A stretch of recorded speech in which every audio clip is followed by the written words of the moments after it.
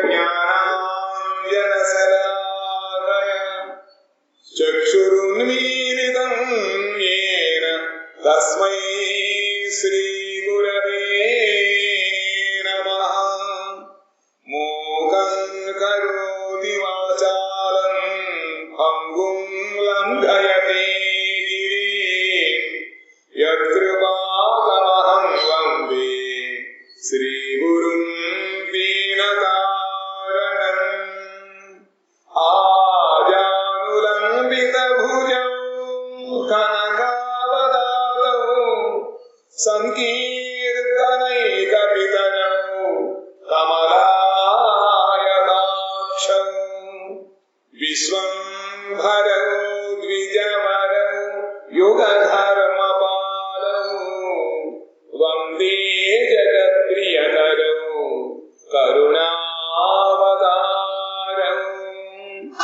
యం బ్రహ్మా వరుణేంద్ర రుద్రమరుతః స్తున్వంతి దివ్యైస్తవైః వేదైః సాంగపదక్రమోపనిషదైః గాయంతి యం సామగాః.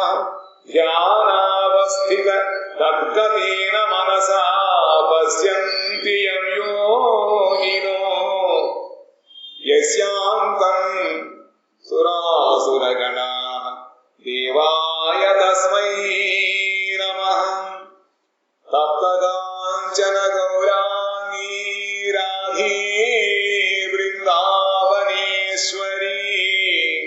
వృషభానుసుతే దేవి ప్రణమామి హరిప్రియే. బృందాయై తులసీ దేవ్యై ప్రియాయై కేశవస్య చ కృష్ణ భక్తి ప్రదే దేవి సత్యవత్యై నమో నమః. నారాయణం నమస్కృత్య నరం చైవ నరోత్తమం దేవీం సరస్వతీం వ్యాసం తతో జయముదీరయేత్. శ్రీకృష్ణ చైతన్య ప్రభు నిత్యానంద శ్రీ అద్వైత గదాధర శ్రీవాసాది గౌర భక్త బృంద. హరే కృష్ణ కృష్ణ కృష్ణ హరే హరే హరే రామ రామ రామ హరే హరే. తమాదిదేవం కరుణానిదానం తమాలవర్ణం సుహితావతారం అపార సంసార సముద్ర సేతుం భజామహే భాగవత స్వరూపం. శ్రీమద్భాగవతం ద్వితీయ స్కంధములో చతుర్థ అధ్యాయం ఆలోచిస్తున్నాం. సుఖదేవ గోస్వామి పరీక్షణ మహారాజు గారికి భాగవత్ కథలు చెబుతూ భగవంతుడి యొక్క అనుగ్రహం ఎవరి మీద అయితే ఉందో వాళ్ళకు మాత్రమే భగవత్ కథల యందు ఆసక్తి కలుగుతుంది. కాబట్టి ఎవరైతే బుద్ధిమంతులో వాళ్ళు భగవంతుడి యొక్క స్మరణము, కీర్తనము, దర్శనము, వందనము, పూజ అనేటువంటివి లోకములో సమస్త పాపాలని పోగొట్టి అందరి కూడా ఆత్మ కళ్యాణం చేకూరుతుందని తెలుసుకున్న వాళ్ళై వారిని ఆశ్రయిస్తూ ఉంటారు. కాబట్టి భగవంతుడి యొక్క ఆ సమస్త యశో కీర్తనమునకు మాటి మాటికి నమస్కారం అని చెప్పారు. విచక్షణాయ చరణోపసాదనాత్ సంగం యుదంస్యోభయతోంతరాత్మనః విందంతి బ్రహ్మగతిం గతక్లమాః తస్మై సుభద్రస్రవసే నమో నమః. బుద్ధిమంతులకు జ్ఞానులు కూడా భగవానుని చరణములను ఉపాసించి ఇహపరములయందు అంతఃకరణ ఆసక్తిని నిరసించి ప్రయాసరహితులై బ్రహ్మస్వరూప గతిని పొందుదురు. ఎవరైతే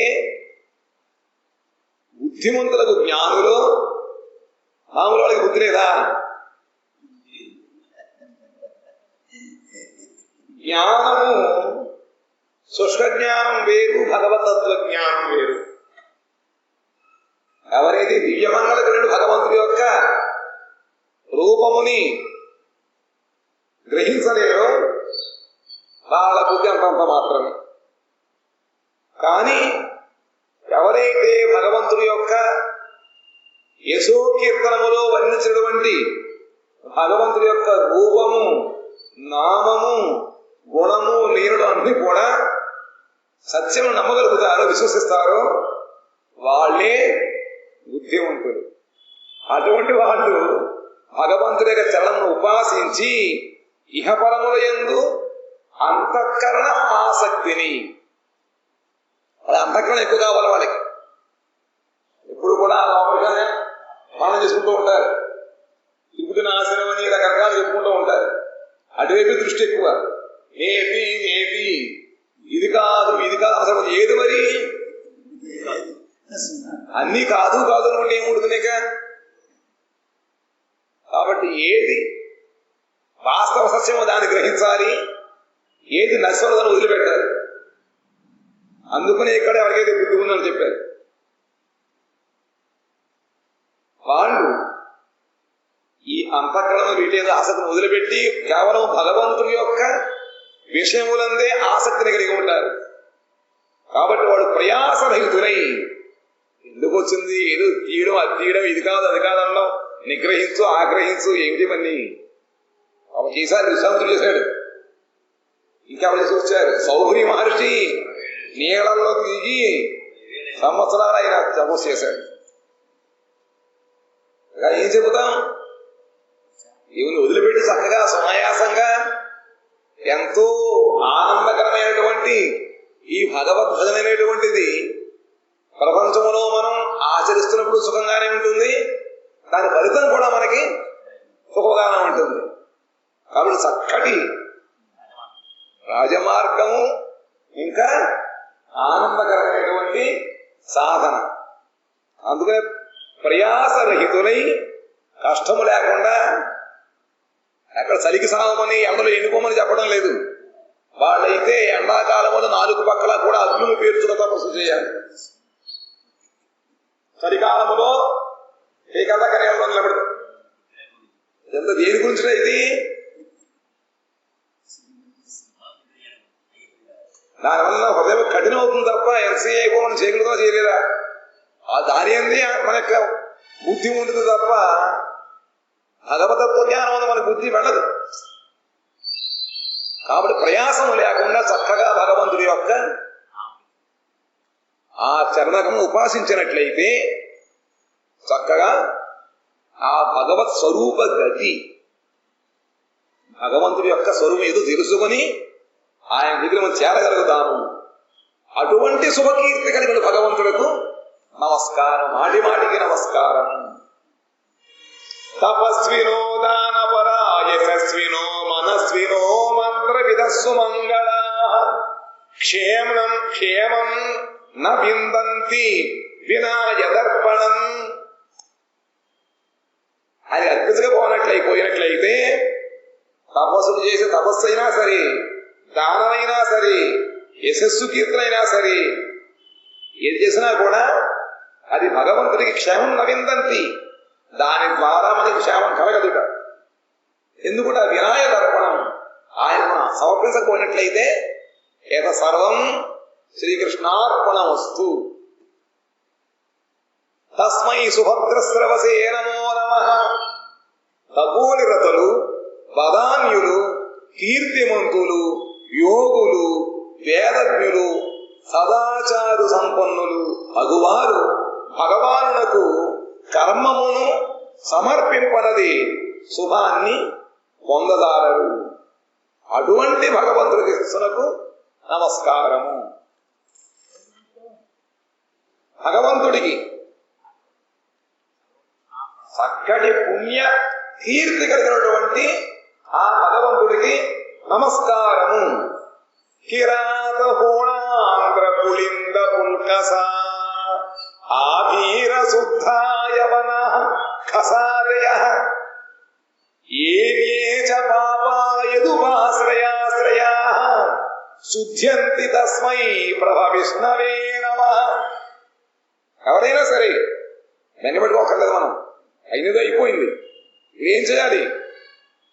కిరాతలు, హూణులు, ఆంధ్రులు మనం కాదు, పులిందులు, పుల్కసులు, ఆధీరులు, శుద్ధులు, యవనులు, కశలు మున్నగు పాపజాతులు, తక్కిన పాపవర్తనులు భగవద్భక్తులను ఆశ్రయించి పవిత్రులుతున్నారు కదా.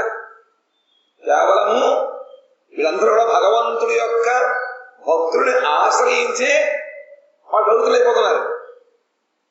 అట్టి ప్రభుత్వ సంపన్నుడుకు భగవానుడు నమస్కారం. చక్కటి గొప్ప కీర్తి అన్నమాట. ఆ కీర్తిని తలుచుకునే లాభం అంటే ఇంత లాభం ఉంది. మన చిరుడు పాపకర్మల వలన పాపజన్మలకు కలిగినప్పటికీ కూడా ఇప్పుడు కాస్త వాళ్ళ యొక్క సాధు మహాత్ముల ఉపదేశాన్ని అనుసరించి ఆ భక్తులను ఆశ్రయించినట్లయితే స్నేహం చేయవచ్చు. స్నేహం చేయాలిట, బంధుత్వం, స్నేహం ఎవరితో వాళ్ళతో చేసుకోవాలి. భగవత్ భక్తులు చేసినట్లయితే మనకి ఉన్నప్పుడు లాభమే, ప్రసాదం పెడతారు, దాని చెప్పినట్టు వింటారు, తర్వాత లాభమే, లాభమే లాభం. జన్మ జన్మగా వస్తూ ఉంటుంది. ఇది అంటే రికార్డింగ్ అంటూ ఉంటారే, అలా వస్తూ ఉంటుంది అనమాట. కాబట్టి మనం చక్కగా వాళ్ళని జన్మలోనే ఆశ్రయించి ఉండాలి. వాళ్ళందరూ కూడా భగవద్భక్తులను ఆశ్రయించి పవిత్రులవుతున్నారు.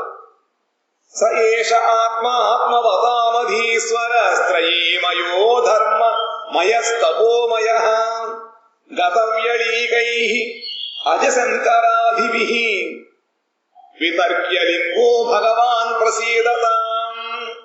జ్ఞానులకు ఆత్మతత్వ రూపమున ఉపాసులను, జ్ఞానులకి ఆత్మతత్వ స్వరూపాసుడు పరమేశ్వరుడు, వేదమయుడు, ధర్మమయుడు, తపోమయుడు, నిష్కపటులు అగు బ్రహ్మ శంకరులు మున్నగు వారిచే అత్యాశ్చర్యముగా చూడదగిన ఆకారము గలవాడును.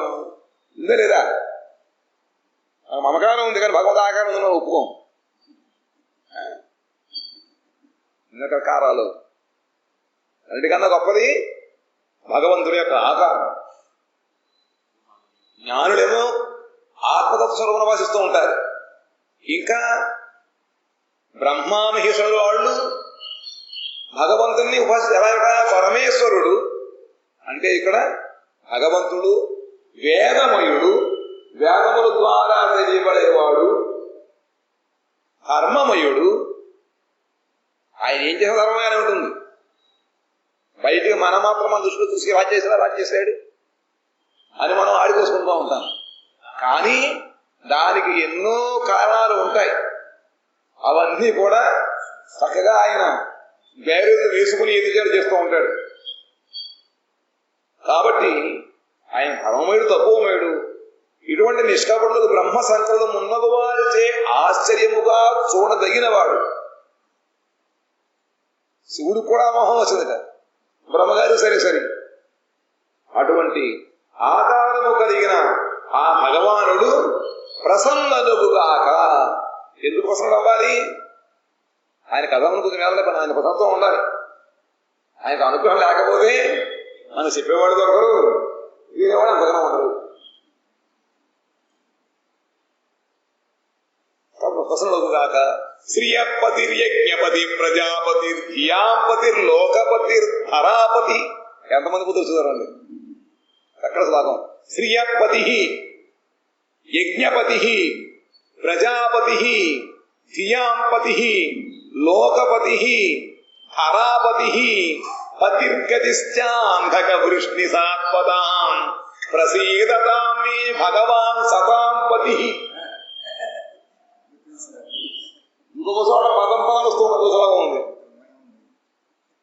లక్ష్మీపతియు, ప్రియపతియు ప్రజాపతియు బుద్ధిపతియు లోకపతియు పృథివీపతియు అంధక వృష్ణి యదువంశీయులకు పాలకుడును రక్షకుడును భక్తవత్సలును అగు భగవానుడు నాకు ప్రసన్నుడుగాక. ఆయన ప్రసన్నమైనట్లయితే ఇంకా అదే కావాలి.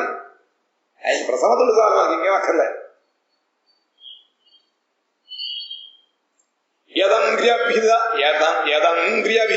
అభిజ్ఞాన సమాధిదౌదయా ధియాను పశ్యంతి తత్వమాత్మనః వదంతి చైతత్ కవయో యథా రుచం సమే ముకుందో భగవాన్ ప్రసీదతాం. భగవానుని పాదపద్మముల యొక్క ధ్యాన రూపముకు సమాధి ద్వారా శోధింపబడిన బుద్ధి చేత బుద్ధి ఎలా శుద్ధవుతుందండి? మన బుద్ధులన్నీ కూడా ఏమో నా బుద్ధి మటుకు బుద్ధి. అటువంటి బుద్ధి శుద్ధత చెందాలి అంటే కేవలము ఆ భగవంతుడి యొక్క పాదకమలములను మనం మనస్సు ద్వారా ధ్యానిస్తూ ఉన్నట్లయితే ఆ ధ్యానం అనేది సూటిగా వీళ్ళు తగ్గుతుంది ఆత్మ.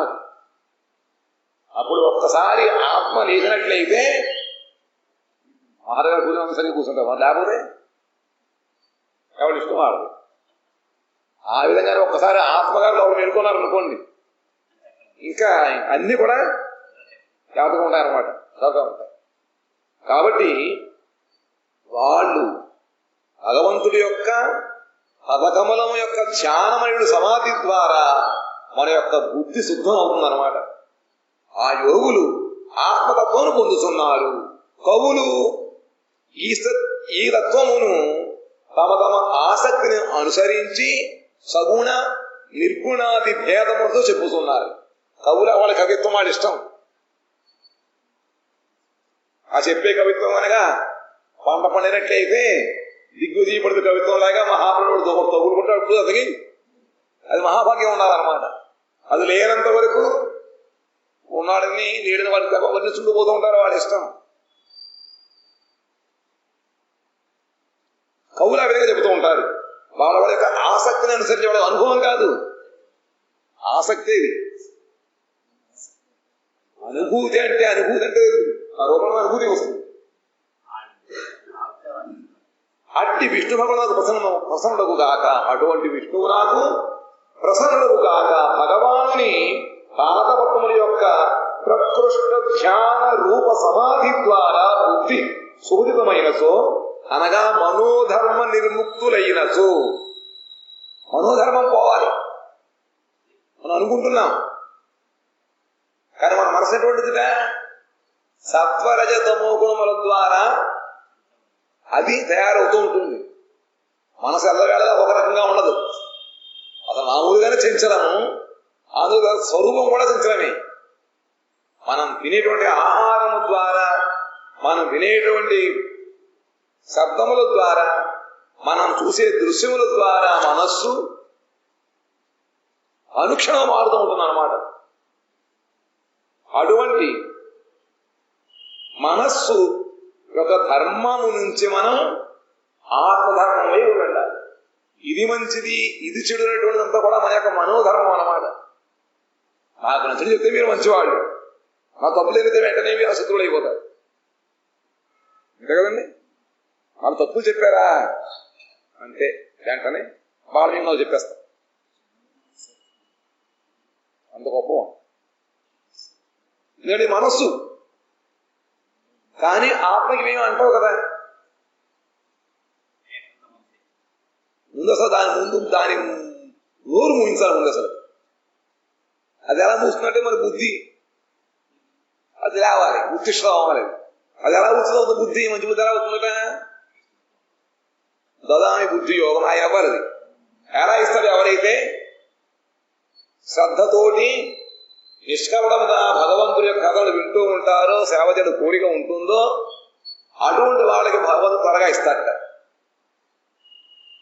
ఆ విధముగా బుద్ధి శుద్ధమైనట్లయితే మనోధర్మా నుంచి బయటపడి ఋషులు తప్పక ఆత్మతత్వాన్ని పొందుదురు. అటువంటి వాడు తప్పకుండా వాడి యొక్క అద్భుతం ఏమిటి? జీవిత స్వరూపం ఆయన ఇచ్చారు కృష్ణదాస్. మన పరిచయము భగవంతుడి యొక్క పరిచయం మనకు తెలుస్తుంది. పండితులు పాండిత్య బలము చే తమ తమ రుచిని అనుసరించి పరమాత్మ స్వరూపమును సాకారమనియు నిరాకారమనియు జీవాత్మ స్వరూపమును అణుప్రమాణము లేదా సర్వగతమనియు విశ్వమును మిథ్యా లేదా సత్యము లేదా నిత్యసత్యము అని యుక్తుల ద్వారా ప్రతిపాదించు ఉంటారన్నవాడు. చక్కటి శ్లోకం ఉంది, మహాపురుషుల యొక్క శ్లోకం. అమందమందోదయ దయానిధి తమదయా అమందమందోదయ హేలు ధూలిత ఖేదయా విసదయా అని చెప్పి ఆ భగవంతుడి యొక్క దయ కలిగినట్టు ఇవన్నీ ఒకవేళ పోతానికే ఉండవుడ. భగవంతుడు దయ ఎవరికి కూడా మందం అజీర్ణం కాదు, జీర్ణం అయిపోతుంది అన్నమాట. మిగతా దేవతల యొక్క దయ ఉండట్లేదు, జీర్ణం కాదు, వాడు జీర్ణించుకోలేరు. చివరికి నాలాంటి వాడు వెళ్ళి ఆయన మీద పరిచేస్తారు, భస్మాతులు రాస్తాం. అవునుగా తెలుసుకో, అక్కడ తెలుసుకోవాలి, మళ్ళీ దొరకడు మనకి. కానీ భగవంతుడి యొక్క దైనటువంటి దయ ఎప్పుడు కూడా అందరికీ కూడా అది శుభాలేసే కురుస్తుందిగా. తపస్సు చేసిన వాడికి వాళ్ళ సాంగత్యం పొందిన లోకానికి అన్నీ కూడా క్షేమంగా ఉంటుంది. అందుకనే భగవంతుడి దయ పరిపూర్ణ దయ, నిష్కపట దయ. ప్రోజ్జిత కైతవోత్తర పరమోత్సరం, మోసము లేనటువంటి కథలు ఉంటాయి. మోసం అంటే ఏమిటి? స్వర్గలోకంలో సుఖాలు పొందని, ఇది చేయండి అది చేయండి, క్షేమంగా ఉంది. ఇవి దేహ యొక్క ఆనందము కొరకు మార్గమును చూపించేవన్నీ కూడా మోసపూరితమైనటువంటివి. ఈ శరీరం మళ్ళీ మనకు దొరకదు కాబట్టి ఈ శరీరం పనిముట్టు, దీంతో మనం భగవదనుగ్రహం సాధించాలి, నిత్య వస్తువు సాధించాలి. అనిత్య వస్తువులు కోరుకుంటుంటే మళ్ళీ మనం అడుగుతుంది మనకి. అందుకని చెప్పి ఆ నిత్య వస్తువుని భగవంతుడు మనకి పరిచయం చేస్తాడు. అనివిఘ్నో తుయిమూర్ఖు విషయోజ్ఞానోదివో స్వశరణామృత దియా విషయఫలాయో ఇవుల్లా. ఆ విధముగా భగవంతుడు అంటాడు, నేను విజ్ఞుడిని, నాకు అన్ని తెలుసయ్యా, నువ్వు మూర్ఖుడివి.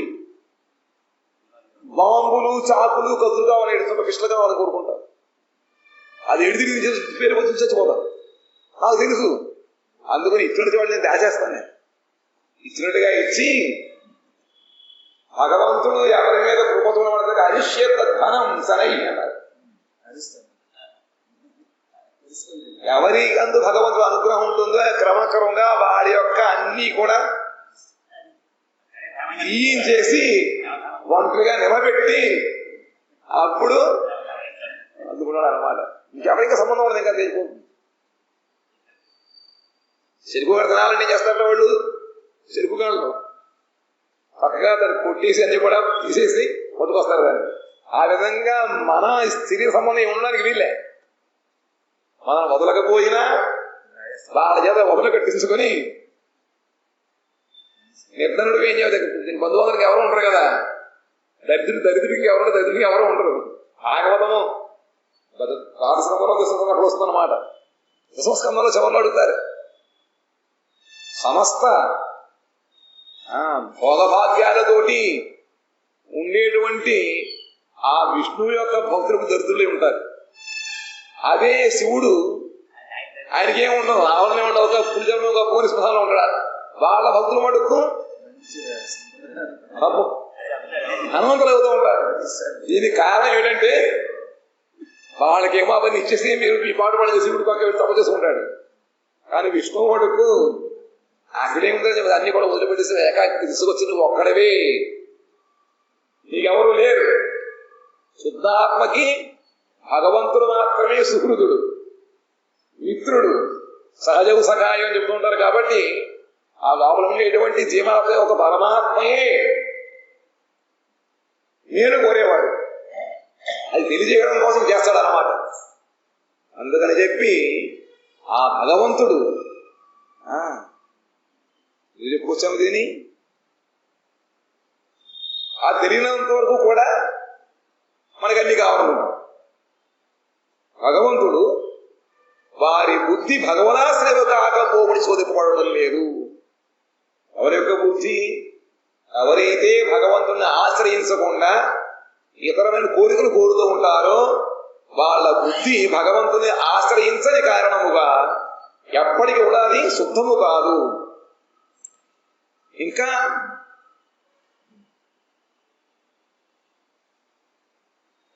అందువలన వారు భగవతత్వం దర్శింపదాలరు.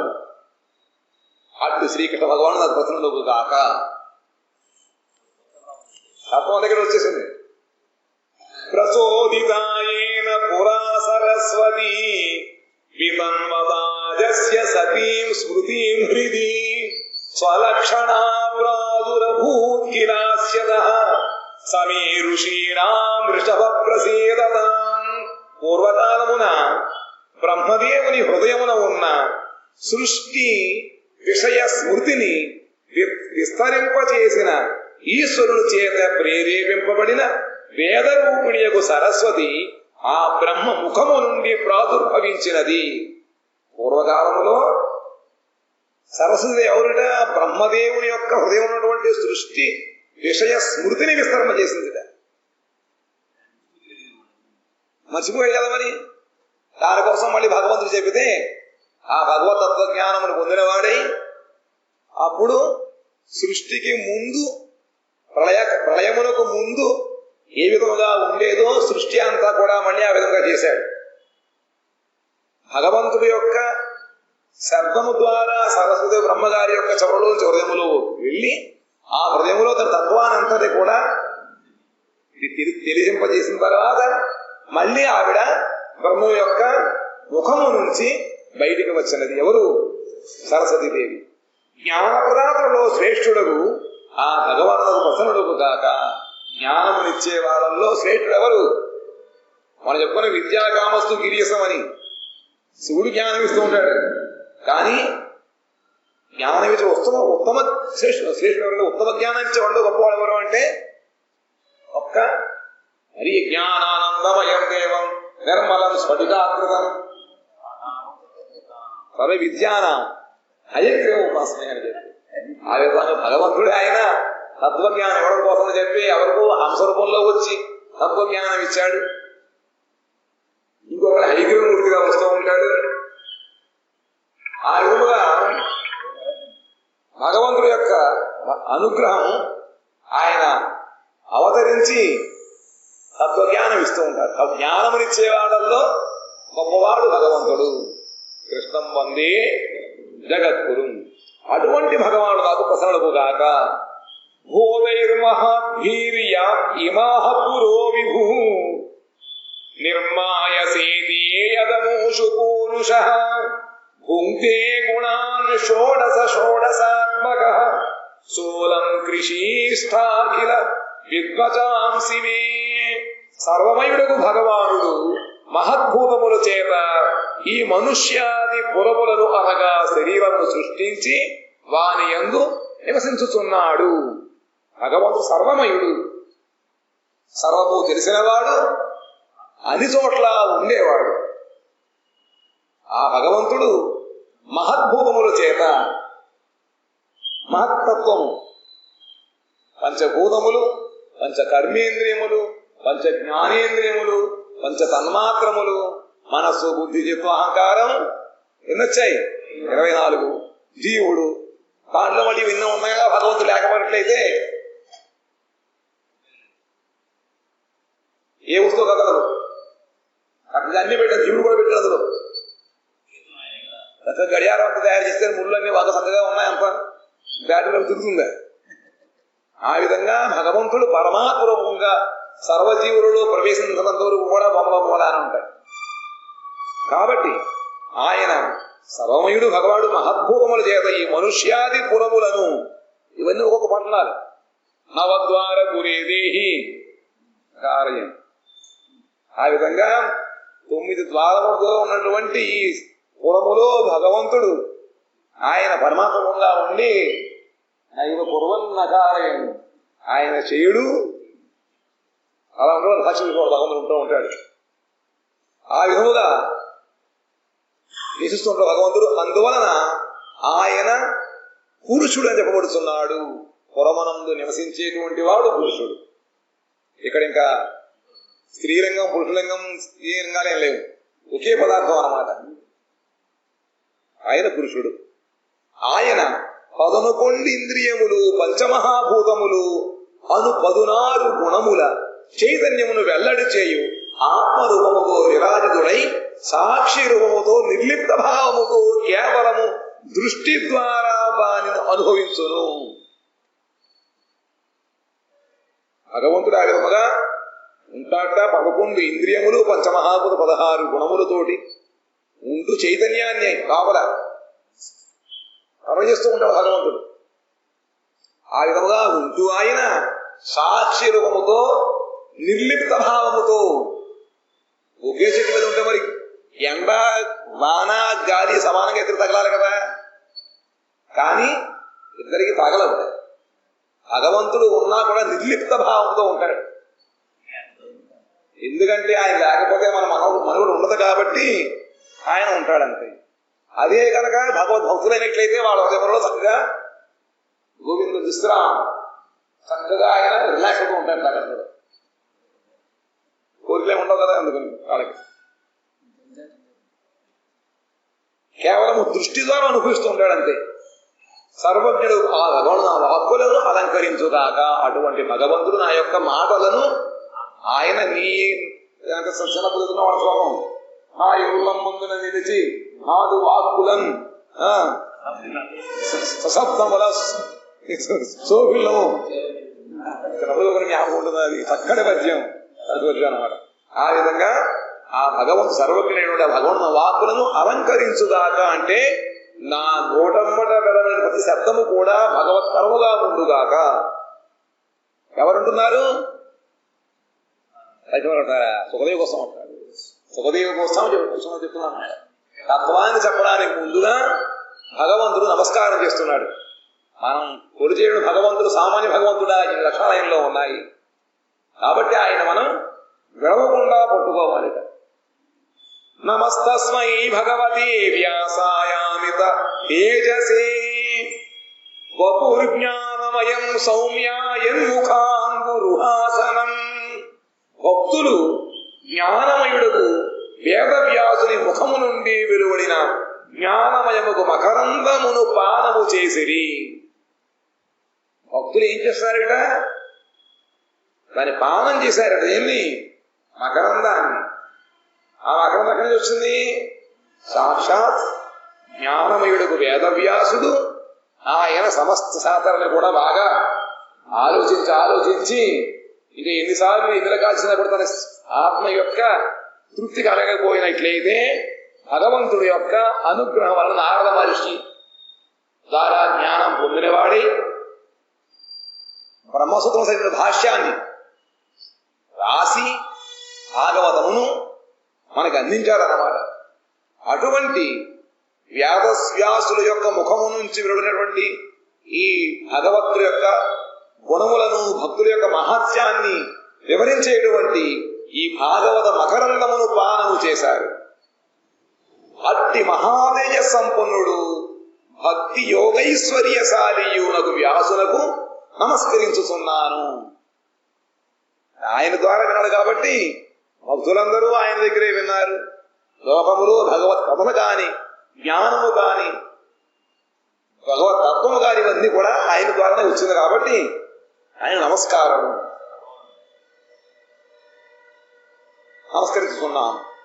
ఏతమేవాత్మభూరాజన్ నారదాయ విపృచ్ఛతే వేదగర్భోభ్యధాత్ సాక్షాత్ యదా హరిరాత్మనః.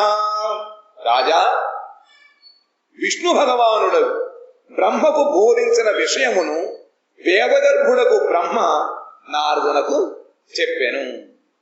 మొదట్లో సృష్టికి ఆరంభమందు బ్రహ్మగారు తపస్సు చేస్తే బ్రహ్మగారి యొక్క తపస్సుకు మెచ్చి భగవంతుడు తత్వజ్ఞానాన్ని బ్రహ్మకు ఉపదేశిస్తే ఆ బ్రహ్మగారు తన యొక్క పుత్రుడు నారద మహర్షికి అది ఉపదేశించారన్నమాట. ఆ బ్రహ్మగారు నాదుడు చెప్పెను అని చెప్పి ఈ అధ్యాయంలో ఉపదేశించారు. ఇది శ్రీమద్భాగవతే మహాపురాణే బ్రహ్మసూత్ర భాష్యే పారమహంస్యాం సంహితాయాం వైయాసిక్యాం ద్వితీయ స్కందే మహాపురుష సంస్థానువర్ణనం నామ చతుర్థోధ్యాయ. ఇప్పుడు సృష్టి వర్ణనము. శ్రీనారద ఉవాచ దేవదేవ నమస్తేస్తు భూత భావన పూర్వజ తద్విజానీహి యజ్ఞానం ఆత్మతత్వ నిదర్శనం యద్రూపం యదధిష్టానం యత సృష్టమిదం ప్రభో యత్ సంస్థం యత్ పరం యచ్చ తత్తత్వం వద తత్వతః.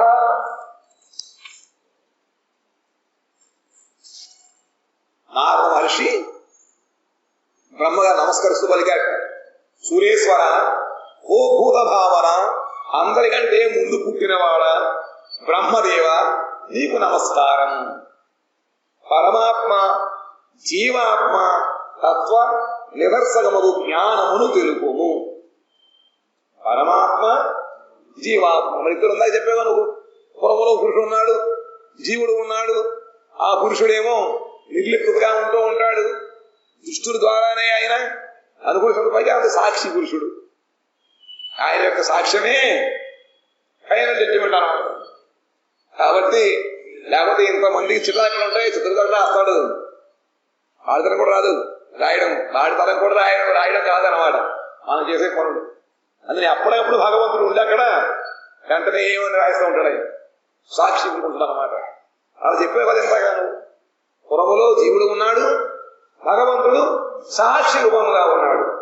కాబట్టి ఆ పరమాత్మ జీవాత్మ తత్వమును నిర్దేశించినటువంటి జ్ఞానాన్ని నాకు తెలుగుమని చెప్పి నారద మహర్షి బ్రహ్మగారిని అడిగాడు. ఇంకా ఏమంటున్నాట, ప్రభు, ఈ విశ్వం యొక్క లక్షణము ఎట్టిది? లక్షణం ఏముంది? క్షణం క్షణం మారుతూ ఉంటుంది ఈ విశ్వం. దీనికి ఆశ్రయం ఎవరు? ఆశ్రయం ఎవరు? ఎవనిచే సృష్టింపబడుతున్నది, ఎవని యందు లీనమగుతున్నది, ఇది ఎవరి అధీనమునందున్నది, దీని స్వరూపం ఎట్టిది? ఈ తత్వములన్నింటినీ యథార్థ రూపంగా చెప్పుము. ఉన్నది ఉన్నట్లు చెప్పు, మోసం అయిపోతుంది. ఉన్నది ఉన్నట్టు చెప్పండి. ఏదో ఎవరో మోస్తున్నారనో లేకపోతే ఎక్కడేదో ఉందనో అలాగా ఇలాగా కాకుండా నేను ఒకసారి చెప్పవచ్చు.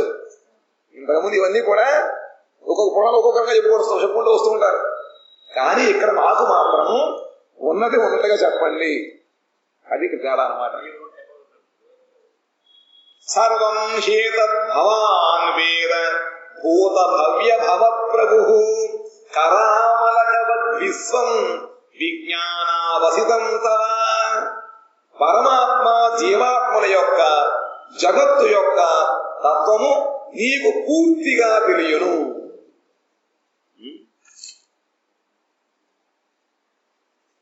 ఎందుకంటే నువ్వే సృష్టిస్తున్నావని. ఆ బ్రహ్మగారుట ఇంకా వస్తుందన్నమాట. 4 ముఖాలు ఎవరో ధ్యానం చేస్తున్నారట.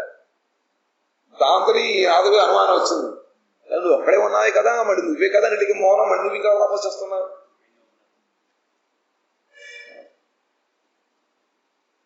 పరమాత్మ జీవాత్మ యొక్క జగత్తు యొక్క తత్వం నీకు పూర్తిగా తెలియను. భూత భవిష్యత్ వర్తమానములకు నీవే కర్తవు. ఎందుకంటే వాళ్ళు ఏమి చేశారో, కర్మలు ఎంతవరకు అనుభవించారో, ఇంకా ఎంతవరకు అనుభవించవలసి ఉందో అవన్నీ కూడా తెలుసు. కాబట్టి ఆయన ఆ విధముగా వాళ్ళని తగినట్టుగా రూపాలిస్తూ ఉంటాడు. ఎంత పెద్ద కర్మగారో చూడండి, మనకి కనపడదు. ఎవరు నోరెత్తనే వీల్లేదు, నోరు ఎత్తనే వీల్లేదు, అన్ని అనుభవించి తేవాల్సిందే. పైగా మన పక్కవాళ్ళు మనమే మనకు వస్తూ ఉంటాయి. ఎవరి వల్ల కూడా ఇది అవదు. అంత గొప్ప నైపుణ్యం.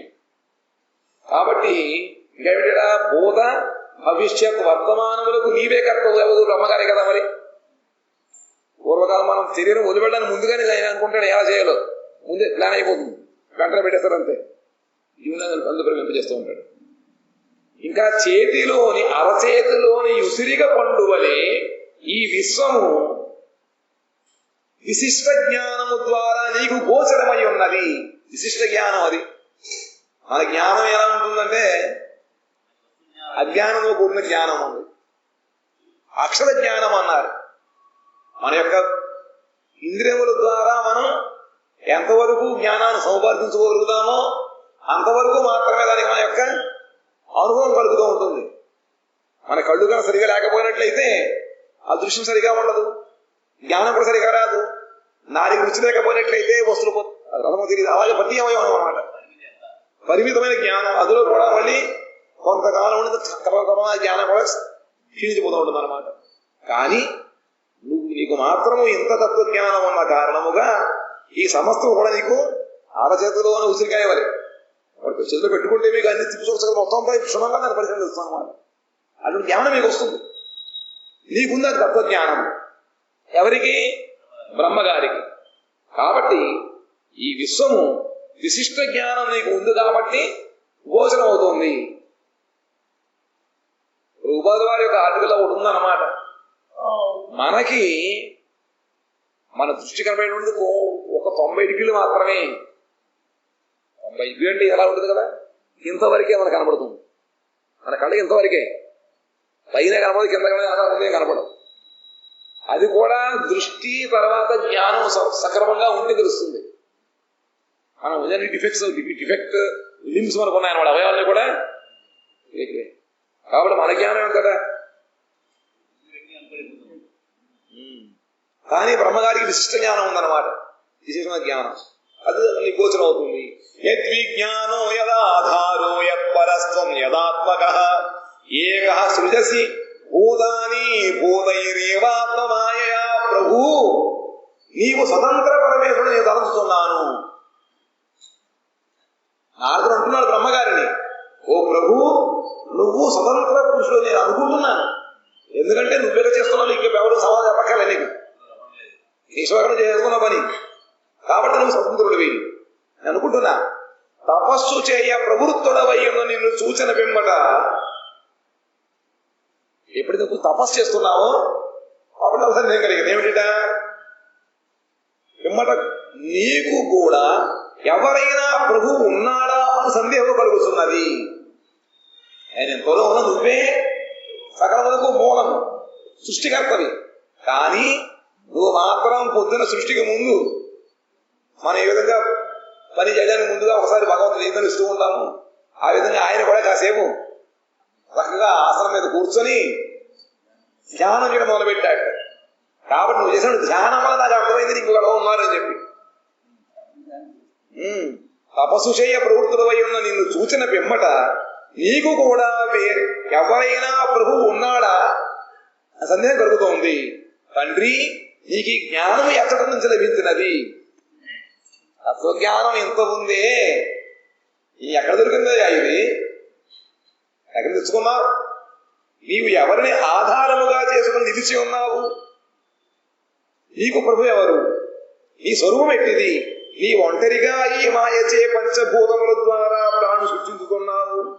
ఒక్కడవే చేసి ఎవరు లేరా? ఒక్కడవే అంటు తవ్వుకోవడం, ఇల్లు ఊడ్చుకోవడం, బట్టలు తుక్కోవడం, ఇవన్నీ పనులు ఆయన కదా. మరి ఇంత సాయి చేసిన ఒక్కడవే, ఎవరు లేరా? ఒంటరిగా నీ మాయచే సృష్టి పంచభూత ద్వారా ప్రాణం సృష్టిస్తున్నావు. ఎంతటి అద్భుతమైనది ఇది! ఆత్మన్ భావయసేతాని న పరాభవం భవయన్ స్వయం ఆత్మశక్తిమవష్టభ్య ఊర్ణనాభిరివాక్లమ. మనం చెప్పుకున్నాం, ఊర్ణనాభి అంటే సాలి పురుగు. సమరహితమైన సాలి పురుగు వలె నీవు ఆత్మశక్తిని నిరోధించి ఇతర ప్రాణులచే స్వయముగా పరాభవమును పొందగా ఆ భూతములను అన్నిటినీ పాలిస్తున్నావు. అంటే ఎవరి యొక్క సమస్యను తీసుకున్నావు? మనం అందరి సమస్య చేస్తుంటాడు ఈయన. పరాభవం అవడం అంటే వాళ్ళ ఇద్దరు ఓడిపోవడం కానీ, లేదా ఎవరైనా వచ్చి ఎదిరించడం కానీ, చక్కగా జరిగిపోతున్నాయి. ఎలాగట సాలి పురుగు గూడు కడుతుంది, దానికి ఎవరైనా శ్రమ ఉంటుందా? ఎక్కడికి వెళ్ళక్కలేదు. ఏదో కొట్టుకెళ్ళి దారం తెచ్చుకోవడం, పురుగు పైన ఉండవే కొట్టు కాసేపు ఇంకొక అక్కర్లేదు దానికి. ఆ సాలి పురుగు ఏ విధంగా తన ఒంట్లో తెచ్చాడండి, ఆ జిగురు పదార్థం ద్వారా తానే చక్కగా ఎలా పెడుతుందంటే అలా ఉండిపోతుంది అనమాట. అది దాన్ని బట్టి వచ్చేస్తూ ఉంటుంది, దాన్ని బట్టి ఎక్కుతూ ఉంటుంది. ఆ విధంగా చక్కగా సునాయాసముగా సాలిపురు ఏ విధంగా గూడు కట్టుకుంటూ ఉంటుందో ఆ విధంగా నువ్వు కూడా సృష్టిస్తున్నావి.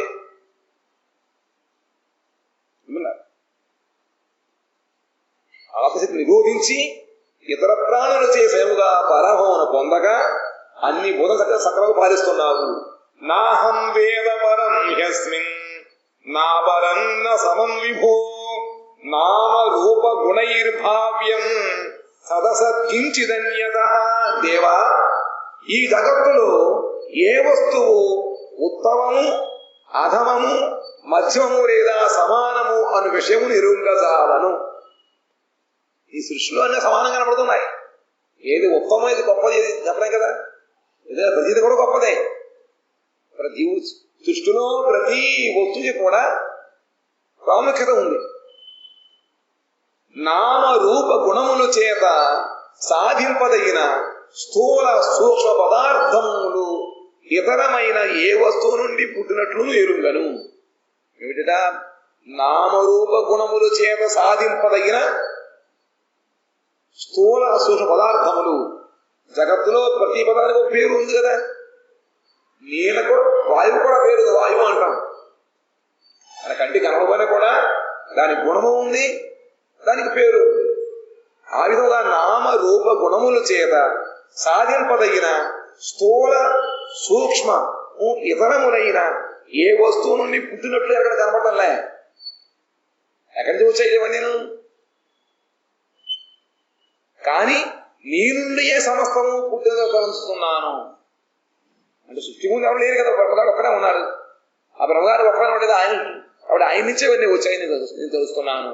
నభవాన్ చరఘోరం యత్తప సుసమాహిత తేన ఖేదయసే నస్త్వం పరాశంకాం చ యచ్చసి ఏతన్మే పృచ్ఛతః సర్వం సర్వజ్ఞ సకలేశ్వర విజానీహి తథైవేదం అహం బుద్ధ్యే అనుశాసితః. అట్టి వాడవైనను నీవు ఏకాగ్ర చిత్తుడువై ఘోరమగు తపస్సు చేసిదివి. అన్ని నీకు తెలుసును. అందరి పుట్టుబోధిలో చేతిలో ఉన్నాయి, అన్ని నీ నుండే వస్తున్నాయి. ఇంత సర్వాధిపత్యము సర్వం ఉన్నావు కూడా నువ్వు ఏదో ఏకాగ్ర చిత్తుతో ఘోర తపస్సు చేశావు అని నాకు మోహం కలుగుతోంది. అది సందేహం వచ్చింది నాకు. సందేహం ఉన్నట్లయితే సంశయాత్మ ముందుగాడదనమాట. కాబట్టి పైగా నీకంటే అధికుడున్నట్లుగా నాకు అనుమానము కలుగుతున్నది. వాదించేవాడు ఈ తపస్సు వల్ల తప్పకుండా నీకన్నా ఇంకెవరో గొప్పవాడు ఉన్నారు. నమస్కారం చేస్తా ఉన్నాం కదా, మనకన్నా పెద్దవాడు కదా వాళ్ళు. కాబట్టి నువ్వు ఈ విధంగా ఎవరిని ధ్యానిస్తున్నావు తప్పకుండా నీకన్నా ఎవరో గొప్పవాడే ఉంటాడు, శ్రేష్ఠుడై ఉంటాడు. కాబట్టి నా సందేహం కలుగుతోంది. సర్వజ్ఞ సర్వేశ్వర, నేను అడిగిన ప్రశ్నకు తగినట్లుగా సమాధానం ఇమ్ము. నీకెందుకు ఊరుకోరా అనకుండా నాకు కాస్త చెప్పు అని కూడా. దాని వలన నేను నీ ఉపదేశములను సరిగా తెలుసుకొనజాలును. ఎవరైతే నువ్వు చెప్పిన నాకు ఇవన్నీ కూడా చెప్పినట్లయితే నువ్వు చెప్పి ఉపదేశాలు నాకు సక్రమంగా నాకు అందుతాయి, తప్పని తెలుసుకోగలుగుతాను. కాబట్టి ఇవన్నీ కూడా ఎడమైన లేకుండా చెప్పొచ్చని చెప్పి నారదుల వారు బ్రహ్మగారిని అడిగారు. బ్రహ్మగారు ఏ సమాధానం చెబుతారో దానికి భగవంతుడు వాంఛా కల్పతరుభ్యశ్చ కృపా సింధుభ్యైవ చ పతితానాం పావనేభ్యో వైష్ణవేభ్యో నమో నమః.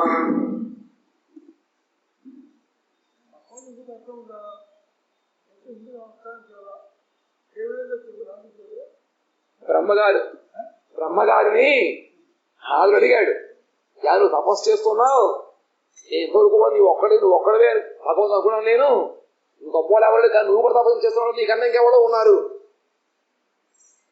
దాని చెప్పండి. ఏది సృష్టిస్తున్నాం అంతా కూడా అనమాట.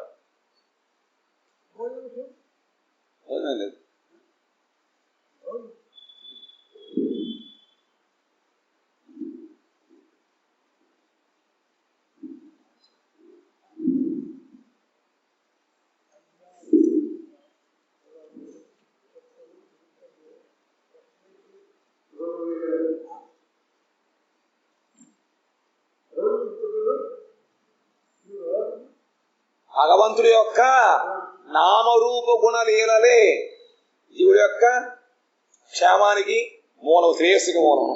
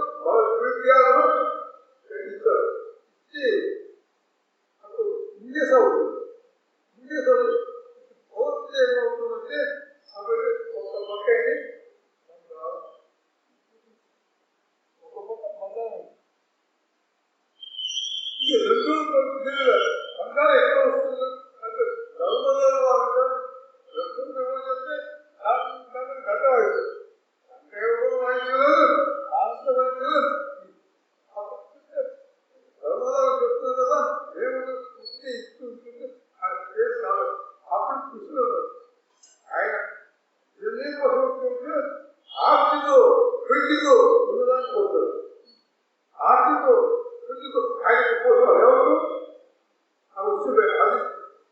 అప్పుడు జరగలేదే లక్ష్మణి పట్ల 10,000 అవిగా పదాలు పదాలు ఆర్తితో ప్రీతితో కృష్ణ ప్రీత్యాలు అంటే అప్పుడు వాళ్ళ అనుగ్రహం ఆశిస్తూ వస్తుంది. దీని పుస్తకం మన నడవడికలో ఉండాలా, అతను వృత్తి కూడా ఉండాలా, అనుగ్రహం కూడా ఉండాలా. మాతో సంపూర్ణంగా అతి సంపూర్ణ వేరే మంది వస్తారు అని చెప్పారు.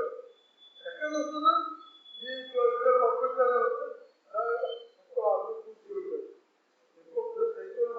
అన్నట్టుగా వస్తే చెప్తారు ఎక్కడ వచ్చాడే కళాకారులు పూర్వాసనం కుమార్ ఆ వ్యక్తి జ్ఞాపకం చేసా ఆయన ఇంటికి వెళ్ళారు. ఆయన ఇంటికి ఏ విధంగా మన కొబ్బరి అట్టిపోదు అట్టి చేసిందంటే అంతే పట్టింది బాగా పట్టింది. అట్టిపోగా పెట్టాలని చదువుతారు ఏ విధంగా దాన్ని అమ్మ పెడితే ఏ విధంగా వాళ్ళు ఏ విధంగా ఆశతో కొద్దిగో ఇంట్లో పెట్టారు ప్రార్థన చూస్తూ ఇంకా పడుతుంది ప్రతి వాళ్ళు అందించారు. ఇప్పుడు చూడాలంటే ఫస్ట్ ఏంటంటే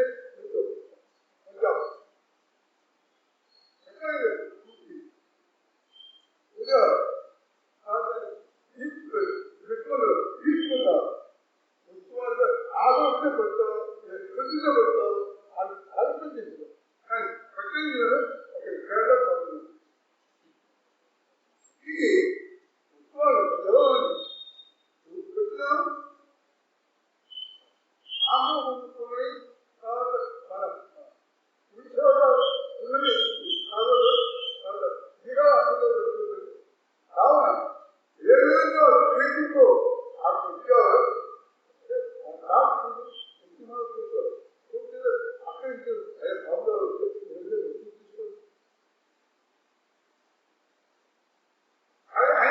మధ్య కళ్ళు వచ్చే బాగుంటుంది. రాసమైందా చెప్పరు చూశారు ఆ పని వెళ్ళారు. కానీ వ్యక్తి పెళ్లిలో పేరు ఉన్నాయని పెట్టు ఉన్నారు దాన్ని నేర్చుకుంటే మనకి దాన్ని కృష్ణుడు ఆదరించారు ఏ విధంగా చెప్తారా అని అందులో వ్యక్తితో పేరుతో పేరు పెడితే భగవంతుడు కీర్తి కలుగుతుంది. భగవంతుడు ఆశీర్వాదం ప్రతి వారు మొదలు ఆయన పెట్టి వ్యక్తితో పేరుతో అప్పుడైతే భోజనం ఆయన కీర్తులు